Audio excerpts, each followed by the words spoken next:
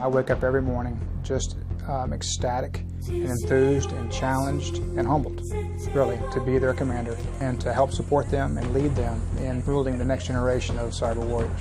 There's something about the 39th when you walk in the doors here. We breed a different kind of individual here. They're fighting the war every day on the wire, and we're training them to do that. We are moniker of the Air Force here and in small Herbert Field, Florida. Folks that are going out day to day, going head to head with their adversaries are better because of folks here and the school. The fact that we are not only a cyber schoolhouse but an information operations schoolhouse on both levels speaks volumes to the 39th. It's an area of continuous learning, so every day is a game changer.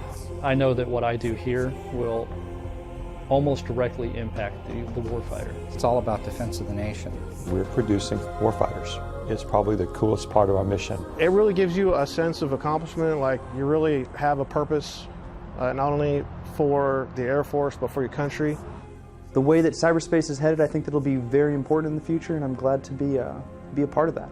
We're family. I look at it as we're a family, and we want to be able to support each other as much as we can. It's very important to the mission here that passion and that vision exists in this squadron. We are very innovative in the way we do things and the way we think. And to be able to teach a myriad of different students from different backgrounds is really what makes the 39th unique from other schoolhouses. It's great to hear their insight, and it's making me a better airman. I like what I do, I really do, and I like to talk about what I do, what I can talk about anyway. We are on the leading edge of cyber. I go home every day a very satisfied individual with what I do here at the 39th. I'm going to take this information, take it back to my unit, and day in, day out defend the Air Force gig and play my part in defending the Air Force network. You are the fighter pilot of tomorrow, and I absolutely believe that. We're here at Hurlburt Field, Florida, home of the 39th Information Operations Squadron, the Air Force's premier information operations and cyber training unit. From the President to the SecDef to the Chief of Staff on down, they've all said that while this fiscally strained environment is getting cut left and right, cyber's on the upswing.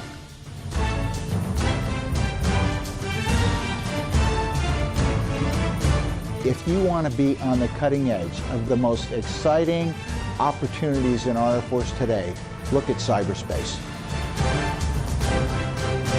This is not just another support mission. This is ops. This is just another tool for the combatant commander to utilize in defending freedom and keeping America safe. If that system goes down, it's not, gee, did we lose power? But gee, did an adversary just have a strike against us? Thinking about it differently. In today's increasingly interconnected world, America's Air Force relies more and more on various networks. I'm training folks to get out there to be prepared to protect our country. From GPS guidance systems for air munitions to desktop computers enabling day-to-day operations of thousands of units around the globe, the Air Force is utterly dependent on its ability to communicate and operate through computers. With increased efficiency, enabled by computer networks, though, a vast new world of potential vulnerabilities exists. Not enough to be on the leading edge anymore. You've got to be in that envelope of turbulence in front of the wing. The loss of connectivity could have disproportionately egregious effects on America's sophisticated military, as opposed to adversary forces. One piece of malicious code, if sophisticated enough, could cripple the military. Similarly, campaigns of digital espionage and data extraction have the potential to reveal untold amounts of proprietary information. The threat isn't limited to nation-states either. Independent groups and individual actors represent a clear threat to the military's networks. Luckily, our Air Force has developed an intense, comprehensive training system designed to cultivate cyber warriors, ever vigilant against adversary actions. This training pipeline has been modeled after, perhaps more familiar to Air Force brass, the pilot training system. New pilot students are introduced to basic flying proficiencies in the T-6. The top of their respective classes go on to train in the fighter trainer, the T-38, to learn more advanced skills used in aerial warfare. From there, they're selected for an individual weapon system like the F-22 or B-1 and complete their training in their specific aircraft. Similarly, newly accessioned cyber warriors first report to Keesler Air Force Base for undergraduate cyber training, their version of T6 training. The majority of the class will go to their respective units to become base communications officers, where they'll be responsible for the maintenance and upkeep of the base's network infrastructure. The top students in each individual class, though, known as A-Shreds, are sent to the 39th Information Operations Squadron at Hurlburt Field, Florida, where they enter the Cyber World's T-38 training, the intermediate network warfare course. A good 75 to 80% of the courseware for the student is going to be hands-on. In order to make that happen, the student experience has got to be different. It's non-traditional. They'll have access to an unclassified, secret, and our top secret network. I think that the folks that are here, that are teaching, and the students that come through are some of the best and brightest that the United States has to offer. I want to make sure that we're providing the warfighter every single piece of information they need to conduct operations and be as effective as possible. It's just a phenomenal opportunity. Just really glad to be here. The A-Shred officers are met by enlisted airmen, civilians, and other officers upgrading to the operational side of comm work. Very rarely could you find some place where you've got a senior airman sitting in the same classroom next to a lieutenant colonel. Somebody who's been in the Air Force for 2 years versus somebody who's been in for 24. And then that senior airman is the one that's educating the lieutenant colonel on what's going on in cyberspace operations. Rather than simply installing and maintaining networks, these select few professionals become guardians of the network, detecting and repelling enemy incursions. When you're up in front of students and they just start asking questions, you give them a short snippet of what is required for the course, and they come out and ask 30, 40 different questions, going deeper and deeper into the knowledge. It's really rewarding. The goal is to get people to the point where when they get to their squadron, they will be mission ready within 2 weeks. Once INWT is completed, the cyber warriors begin learning their individual weapon systems in positional initial qualification training. Like the T-38 pilot taking their first training sorties on an F-15. INWT grads become familiar with how their network weapons will be used to fight the nation's cyber wars. Stay tuned.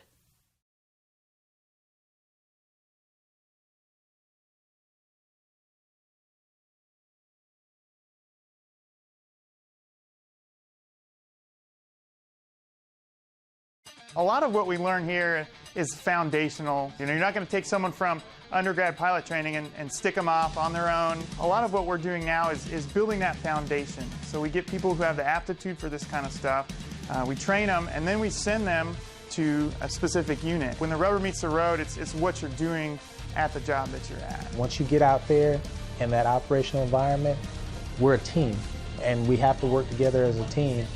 And I think that's what it's all about. The cyber domain represents a myriad of challenges for the military. With the schools like the 39th IOS, we can finally teach people, hey, I need to have security in mind before I connect it up. We need to be thinking about how is this defended in the cyber realm. Cyber war is unique in that it is entirely man-made and largely pioneered by civilian organizations and individuals. As a point of comparison, look at the air domain. While the revolutionary Wright Flyer was invented by Orville and Wilbur Wright, two civilians, once the military got a hold of aviation technology, they ran with it. They developed faster-than-sound technology, devastating bombs, and advanced reconnaissance tools. The civilian world had little need for these devices. As such, it was incumbent upon the military to lead the charge. In the cyber domain, though, the military doesn't have a monopoly on advanced tools and techniques. Every company operating today uses computer networks to accomplish its goals. A hacker with a political agenda can be just as much of a threat to a computer company as he is to the Air Force. We all recognize the same dangers. We all have the same practices. Unlike air warfare, private companies have an overarching incentive to protect themselves against adversary action. With this in mind, the Air Force has seen fit to partner with computer security companies and push their students to earn those advanced civilian certifications. What we teach is not just government-specific techniques or commercial-specific techniques. We merge the two together. One such company is the SANS Institute. SANS is the training arm in which we teach cutting-edge defensive tactics. The methods and processes and techniques that we cover in class, it's really an integrated approach to security that's not about devices, it's all about your data.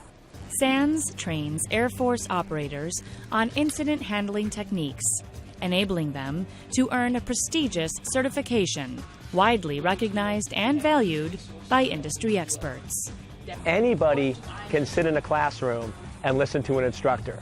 Not everyone can understand and process the information, so GIAC ensures that you can take the knowledge from the instructor, properly apply it, and know how to make the right decisions that are needed to secure a network infrastructure.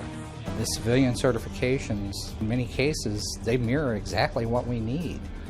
And so we're on the same page as the civilian community. The folks here really want to learn, they want to make a difference, and I love helping protect this country. And the people you're training at the Air Force are the ones who are going to be directly in the front line of defending our most critical systems. Being able to work on something I really enjoy, computers, it has always been something I'm interested in, and being able to do it while wearing the uniform is definitely a point of pride for me.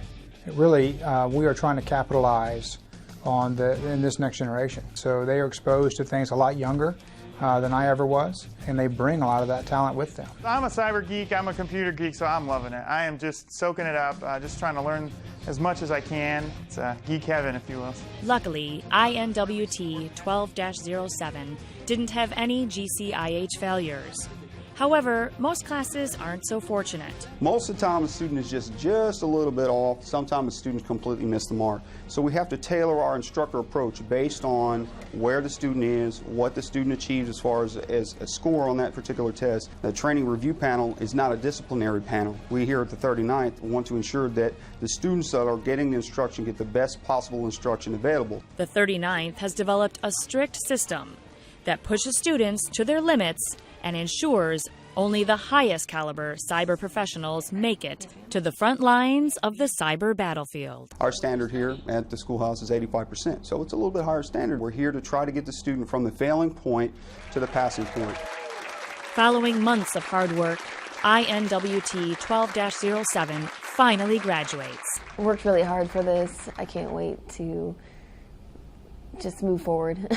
It feels good. It's been the end of a pretty intense long 9 weeks, and just glad to be finished. Excited for our whole class. We've been through a lot, and it's great to be done. Their work is far from over. Lean on your teammates. As with many things in the military, this schoolhouse is about who you're with and going through struggles and overcoming those struggles and ultimately coming together as a team.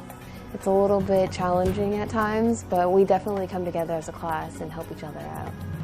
Now that they're all equipped with the basics of network warfare, these new cyber warriors have to learn how to operate their specific weapon systems. The things that we'll learn in these next couple weeks will apply on a day-to-day basis, and having that specialty to have those one-on-one instructors that have been to those squadrons and know what they do on a day-to-day basis is a great opportunity to set us up for success in the future. The class will break up, with everyone going to their unit's PIQT. The positional IQT courses were identified to take a training burden off of the receiving units so that they can be full-on cyber warriors when they actually arrive at their units. After the break, we'll follow the students to their permanent duty station.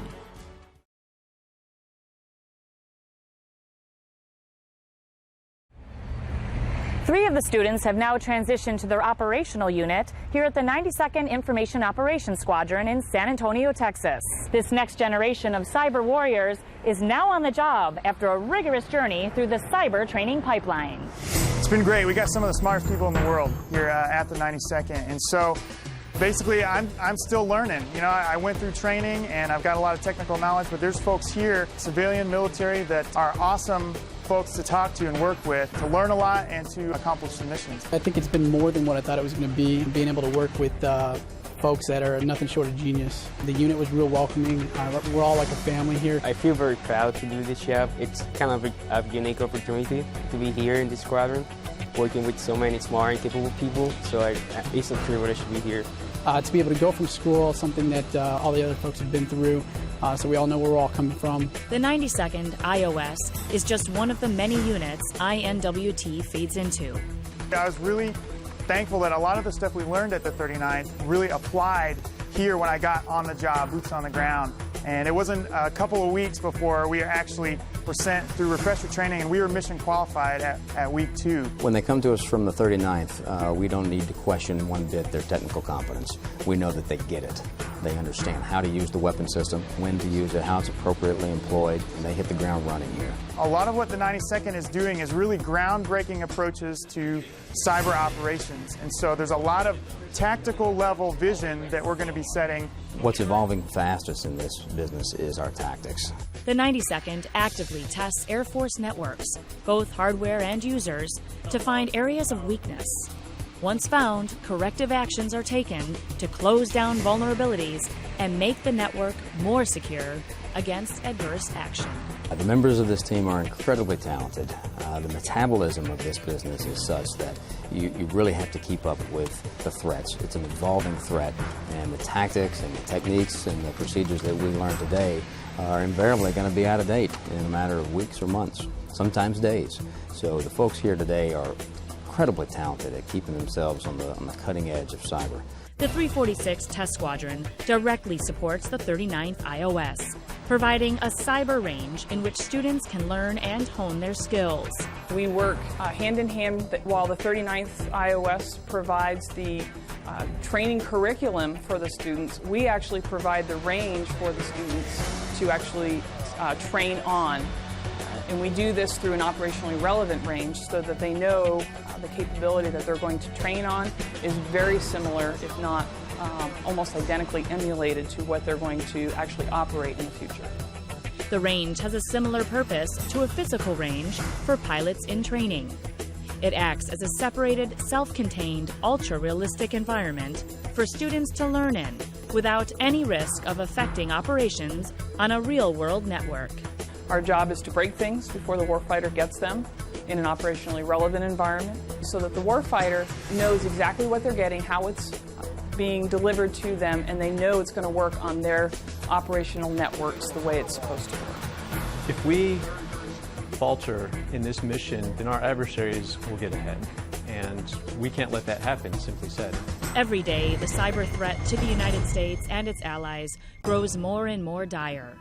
New vulnerabilities are constantly discovered, and our adversaries are working overtime to find footholds and weaknesses in our networks. The tools and the techniques that we use have always evolved over the past 15 to 20 years that this domain has been a relevant part of our warfighting capacity. But we're getting better now at training ourselves how to think like the adversary and how to stay ahead of the adversary in this business. A sudden, unforeseen strike from those who seek to do us harm could cripple the U.S. military in an instant. Luckily, the Air Force recognizes these threats and is proactively defending against potential incursions. It's a big deal. We're doing very exciting things. We're doing warfare that is completely unprecedented. This is something that has cropped up in the past 10 years. It started to gain huge government interest, oversight, and I think we're going to take the cyber domain and do great things with it. The strongest military the world has ever known will not be content to just sit back and wait for the arrival of an oft-feared cyber Pearl Harbor. The speed at which this environment changes is something that we really aren't used to in our Department of Defense. In the next 1, 2, 3, 5 years, we're going to see tremendous changes in the cyberspace domain. The cyber warriors trained and operating in 24th Air Force stand at the ready to respond to enemy actions. As you've seen throughout the news, cyber is becoming really big, a really big deal. I'm just thrilled to be here. Fantastic opportunity and ready to do some good work. Though the risks are great, the Air Force is more than capable of defending its networks and ensuring the continued military capabilities of the service. It is so exciting. Cyber changes so frequently. The dynamic nature of this area is incredible, and to see both the operators, the testers, the developers, the acquirers all come together and be able to be as flexible as we are in this domain, it's absolutely amazing. We, I think, are legitimate inheritors of a rich legacy, going back from those who came before us that operationalized and normalized space capabilities in the onset of the Cold War, and then even further back in the interwar periods in World War I, those pioneers that operationalized and normalized air power. We are in line with that same tradition and legacy of operationalizing and normalizing cyber power to enable those missions. This is an amazing time to be in the Air Force and to be in cyber. I wish like heck that I was a second lieutenant coming in right now, because the opportunities for them and the operational mindset from the beginning, etc., is just incredible. We went through a lot of challenges at the school. It was pretty hard to get through, and I'm going to work with them here and actually see what we're all doing. We each have a different part that we do, but we all work together. So I think it's just it's been really a neat experience to go from the start to the end and keep going through and then keep pushing on ahead in the future. What's more exciting is when I go out and do customer visits and I get to see past students and they're out on the floor doing operations and they get to share with me their stories about some of the cool things that they've been able to do. And a lot of it goes back to the training that they receive here at the 39th and how visionary we were able to be. And we help them think critically about the things that they do when they're out performing the mission. And so that just comes to light when you go out and visit them, and they're excited to see you, and they're excited to talk about the things that they're doing. A cyber warrior is a mentality now of a person that's aware of the way we use cyberspace, the vulnerabilities associated with it, and how to best protect and defend that domain that's so important to us in everything that we do. The U.S. military has taken great care to prepare for a potential cyber conflict. And no force in the world is better postured to fight and win the cyber war.